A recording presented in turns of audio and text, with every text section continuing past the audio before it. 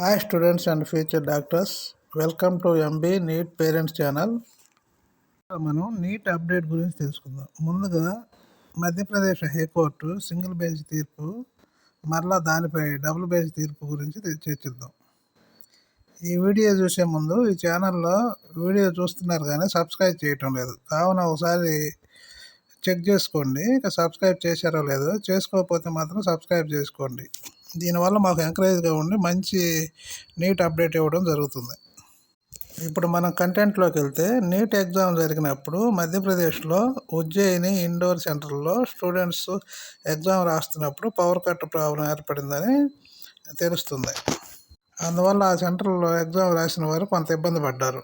అంటే వెలుతురు సరిగ్గా లేకపోవటం వల్ల కొంత అసౌకర్యంగా ఉండి ఎగ్జామ్ కాన్సన్ట్రేషన్ చేయలేకపోయారు. దానికి ఎవరైతే ఎఫెక్ట్ అయ్యారో వారిలో కొంతమంది స్టూడెంట్స్ మధ్యప్రదేశ్ హైకోర్టును ఆశ్రయించడం జరిగింది. దానితో మధ్యప్రదేశ్ హైకోర్టు విచారణ చేపట్టింది.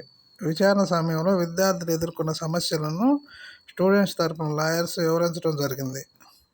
కోర్టు కూడా అవి పరిశీలించి పవర్ కట్ అయితే ఎలా ఉంటుందో తెలుసుకునేందుకు కోర్టు హాల్లో లైట్స్ అన్నీ ఆపి విండోస్ డోర్స్ ఓపెన్ చేసి పరిశీలించింది. లైట్లు ఉండగా ఎలా ఉంది, లేకపోతే ఎలా ఉంది అని పరిశీలించింది. కోర్టు తీర్పు ఇచ్చింది. కానీ ఎన్టీఏ మరలా డబుల్ బెంచ్కి వెళ్ళింది.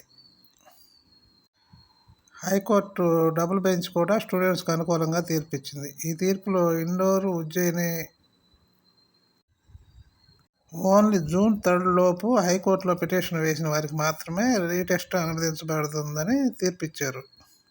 వీరి సంఖ్య సుమారుగా 77 మంది ఉండొచ్చని తెలుస్తుంది. ఓన్లీ వీరికి మాత్రమే రీ ఎగ్జామ్ ఉంటుంది. అందువల్ల హైకోర్టు ఈ తీర్పులో మెన్షన్ చేయడం జరిగింది. వీరి ఎగ్జామ్ రిజల్ట్స్ వచ్చిన తర్వాత మాత్రమే కౌన్సిలింగ్ చేయవలసిందని చెప్పింది. అందువల్ల ఈ ఇయర్ కౌన్సిలింగ్ ఆలస్యం అయ్యే అవకాశం ఉంది.